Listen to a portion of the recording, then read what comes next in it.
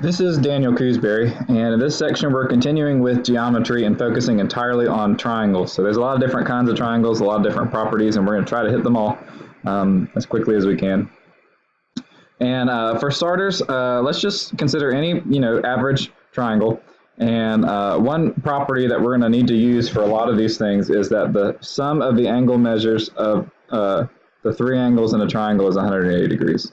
So that means that if we're ever given any triangle and we know two of the angle measures, then we can find the third one simply by knowing they add up to 180 degrees. This is kind of like having complementary angles or supplementary angles.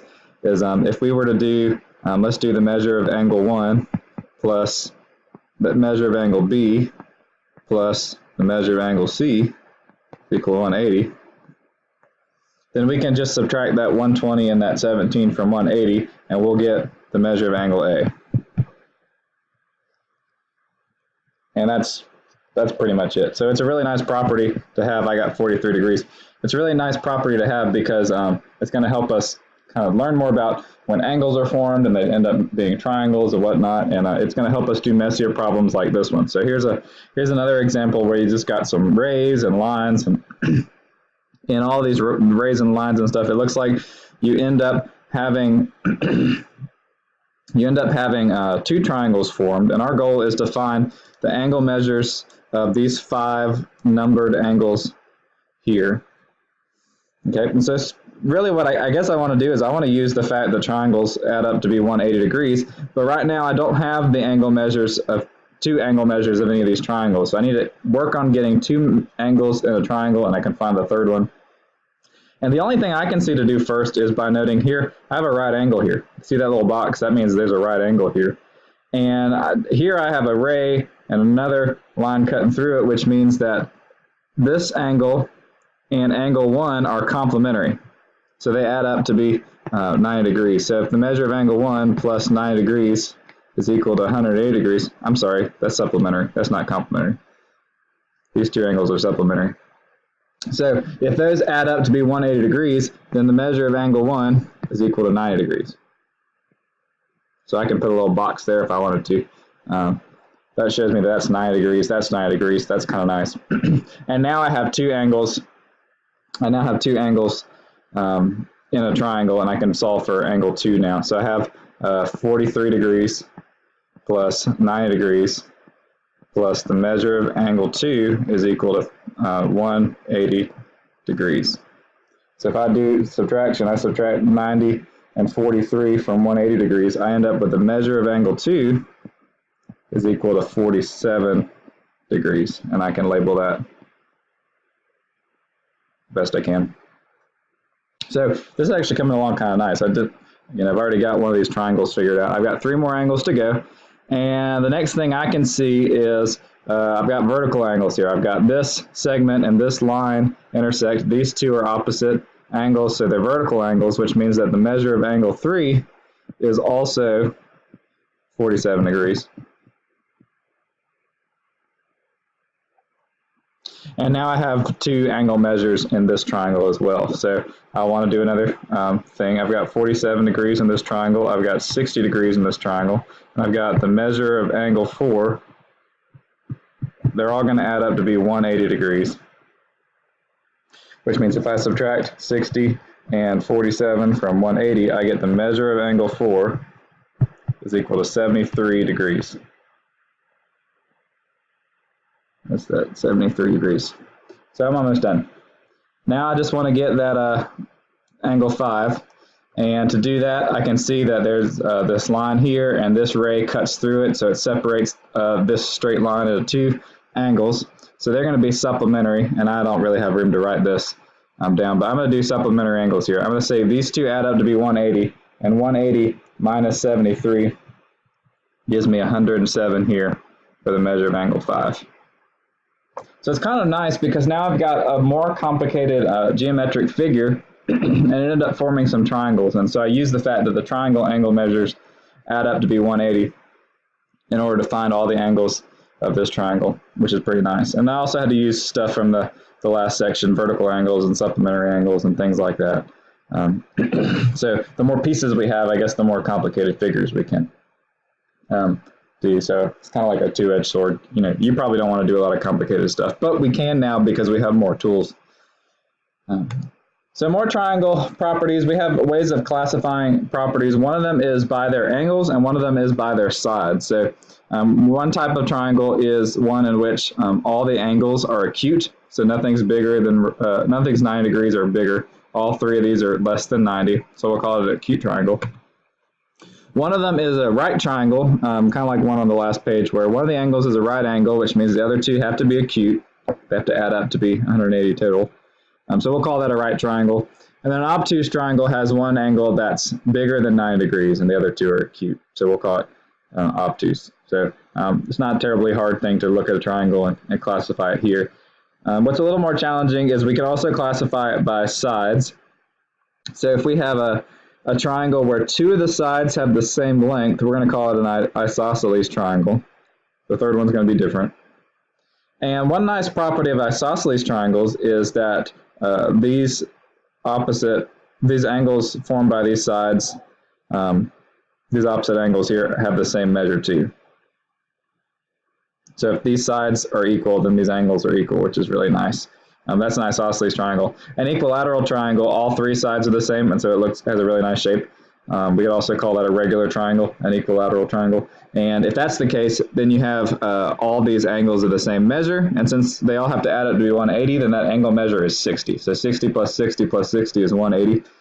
So an equilateral triangle, each angle measures 60 degrees. And then you have a scalene triangle, which basically means an uninteresting triangle. None of these sides are the same length, so there's no cool properties at all. We'll just call it scalene or boring or something like that. So you got your three classifications by sides here. And so I also want to talk about similar triangles. Similar triangles is a really useful property. And let's see, I'm going to use this example to tell you, to kind of describe what similar triangles are. Basically, similar triangles are triangles that are the same shape, so to speak. They just have different sizes. So, in other words, if we were to look at these triangles, they each have an angle measure that matches an angle measure in the other triangle. So this one is the same as this one. This measure is the same as this one. So the angle measures match up. The difference is that their side lengths are different.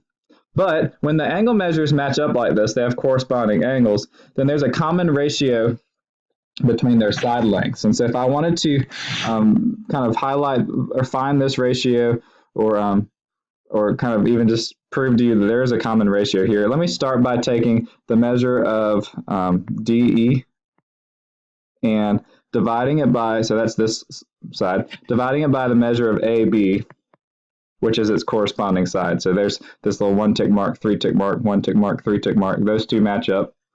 And the measure of DE is 2. The measure of AB is 4.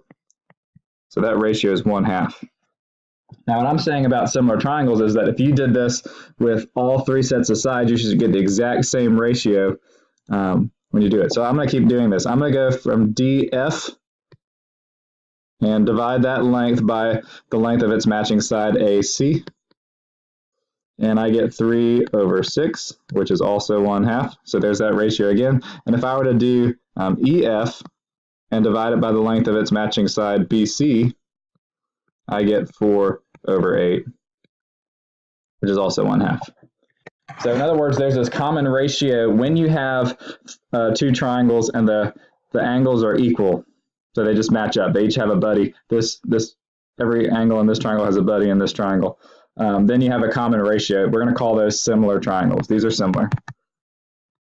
And all we needed to prove they were similar is by having these angles match up. But one property of them being similar is there's a common ratio. So in this example below, we want to first prove that they're similar, and then we want to solve for x. So I've got these two triangles here, and I don't know enough about the side measures to say, oh, there's a common ratio here. I don't have all three angles matching up yet, but I think I can prove that. I think I can show you that the angles match up. So here's one angle that matches up with this angle. I also see vertical angles here. So I don't actually know what these angle measures are, but I do know they're vertical. It's just a fact, which means that whatever this angle measure is that angle measure. So I'm just going to denote that with 2 tick marks, that these two are the exact same length, these two are the exact same length, and since the angle measures all add up to equal 180, then whatever this angle is, tick, tick, tick, should be whatever this angle is, simply because they've got to add up to 180. So if I know that these two angles match these two angles, I know this third angle's got to match this one because they've got to add up to equal 180. Now that's a little theoretical, and we didn't throw any numbers in there, but we did use properties of vertical angles and the fact that the angles add up to 180. And that's all we needed to say what we said is that. So now we have that each angle has a buddy in the other triangle, which means that these are similar. So that's what I would say. I would say each of these angles has a buddy in the others, or they all match up. They have corresponding angles, and so they're similar. And I proved it with the vertical angles and with the fact they add up to 180. So now that they're similar, I can solve for x because I can find the common ratio and then use that common ratio to solve for x. So in order to find the common ratio, I need to match up sides that are in the same place in the triangle. So what I did here was I saw that there's the 1 tick mark, the 3 tick mark, and I took those two sides. And then there's a 1 tick mark and the 2 tick mark, and I took those two sides over here. And I had the 2 tick mark and the 3 tick mark. I took those two sides over here. So I'm going to do the same thing. They're kind of turned on their side, but we know they're similar. I'm just going to use the tick marks again to find the ratio. So here I have a 2 tick mark and a 3 tick mark. And here I have a 2 tick mark and a 3 tick mark, which means that this side should match up to this side. They're in the same spot in those triangles, even though one of them's turned or flipped or something. I know that 5/8 is my common ratio. So going from the smaller one to the bigger one, 5/8 is my common ratio. And then to find x is between the first tick mark and the third tick mark. Whereas here I have 7 between the first tick mark and the third tick mark. So 7 and x should have the same ratio as 5/8, which means I can set up a proportion like this. So whatever the ratio is from 7 to x, that's that, should be the same ratio from 5 to 8. There's my proportion. It's a little complicated, and the picture's a little weird because it's flipped, but that's how you would do this. And so then I'd solve this proportion. I would have 5x is equal to 56, and x is equal to 56 divided by 5, or 11.2. It's not a very pretty answer, but that's the answer. So that's how you use similar triangles to solve certain problems, is if you can prove they're similar, then you can use this common ratio to find the side lengths, and that's pretty nice. So here's an application of similar triangles. We've got a light post that casts a shadow of a certain length of a man who's a certain height, and we can actually make 2 triangles from this scenario. So one triangle is the triangle that's formed by the height of the man, the shadow length, and this little beam of light here. So there's one triangle. And seeing as the man is standing up, well, let me make the other triangle first. The other triangle is formed by the light of the post, the height of the post, the light here, and the ground. So there's the other triangle, and they're actually right on top of each other. Right on top of each other. I didn't really draw it very well, but we can actually think of these as similar triangles, and here's why. So for example, we have well, here's one angle they have in common. They have this angle in common. If I had drawn that right, this angle right here in the blue triangle would be the same as the angle in the red triangle. Another angle they have in common is, notice that the light makes a right angle with the ground, and the man also makes a right angle with the ground. So that's kind of nice. The third angle they have in common, then, if this has an angle with 1 tick mark over here and a right angle, and this big triangle has an angle with 1 tick mark and a right angle, then these third angles here and here have to be the same because they add up to be 180. So we'll make that an angle with 2 tick marks. I'm just labeling it however I want. So we're using the same thing we did last time, is we can match up two angles, then the third one has to be the same because they have to add up to 180. And now I have similar triangles, and I want to find a common ratio now. So the goal here is to find the height of the post using the shadow length and the height of the man. And so for the common ratio, let's see, I can find the common ratio by starting with these numbers I know. So here I have from the 1 tick mark to the right angle, I have a measure of 4. And the big triangle from the 1 tick mark to the right angle, I have a measure of, ooh, gotta be careful, that's 14, 4 plus 10. So I'm gonna do 4 over 14 as my ratio. So this part of the blue triangle is 4, this part of the red triangle is 14. That's my ratio. And then I want the height. So from the right angle to the 2 tick mark, right angle to the 2 tick mark, so that's gonna be X. I have 6 in the small triangle, and X in the big triangle. So those are the same parts of the triangle. I don't really care about this length right here because I just don't, that doesn't really interest me at all. But I do care how high the post is. And I can do this now. Now, one warning I don't think I made this warning is when you're doing this kind of problem, you want to make sure that your proportions are set up just like any other proportion where you have, for example, the smaller part over the bigger part. So the piece with the smaller triangle went on top, the piece with the bigger triangle went on the bottom. That's with the bigger triangle, or flip it. But you want the same parts of the triangle to be on the same part of the fraction. Otherwise, you have a screwed up proportion and it's just not going to work. So now if I cross multiply and divide, I got 4x is equal to 14 times 6, which was 84. Divide 84 by 4, and you get 21 as the height of the post. And I found that purely using similar triangles. Which is pretty nice. So that's one way you can actually use similar triangles to solve problems that, to be honest, would be really hard to just measure on your own, unless you had a really long tape measure and a way to get it up there. You can use geometry to find the height of the post. If that really interests you, then now you know how to do it. Okay, the last big part of triangles is a huge theorem that's used all the time. It's called the Pythagorean theorem, and it's used for right triangles. So let's introduce a few more terms. If you have a right triangle, it means you have one angle. We talked about that. And in any right triangle, you've got two sides that are connected to that right angle. They form the right angle. We'll call those legs. And then the one side that's opposite the right angle, or it's not used to form the right angle, we'll call it the hypotenuse. So we have two legs and the hypotenuse. And the Pythagorean theorem says this. If you square the side lengths of the legs, so there's A and B, if you square those two things and add them together, it equals the square of the hypotenuse. So A squared plus B squared equals C squared.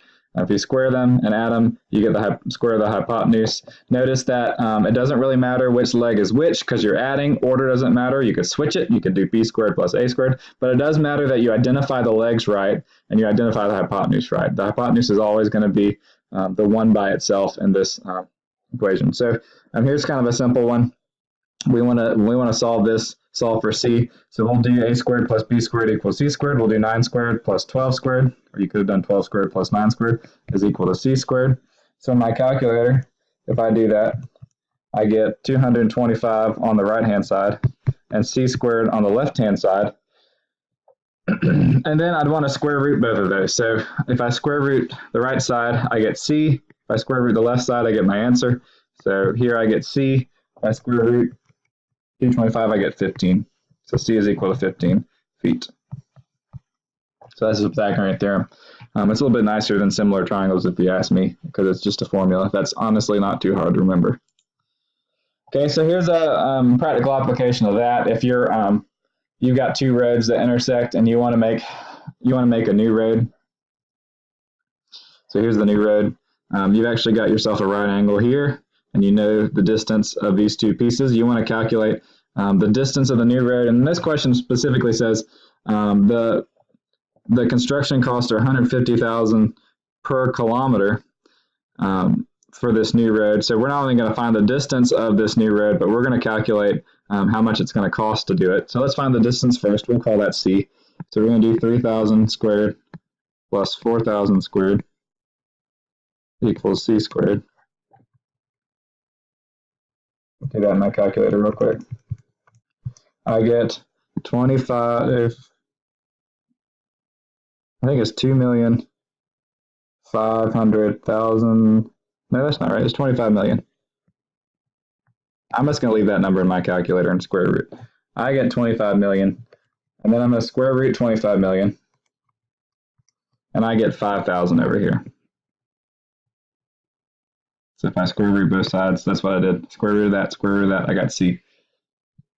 So I know that this is equal to 5,000 meters.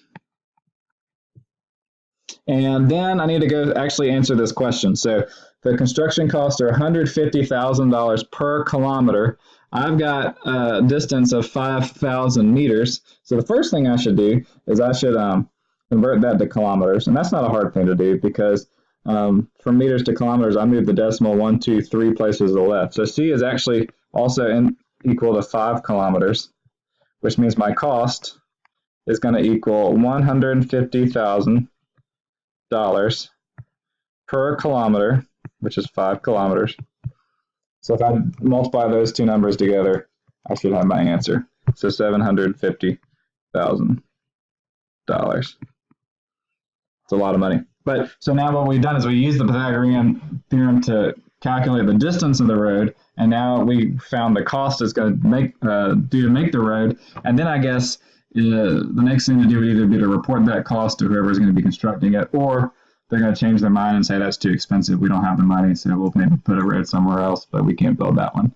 But anyway, that's the last big thing with triangles. And so you've got a bunch of different tools now, and you might think these questions are getting more in depth because they are, but I would encourage you to use as many tools as you can get away with to solve these problems, and things should hopefully go well.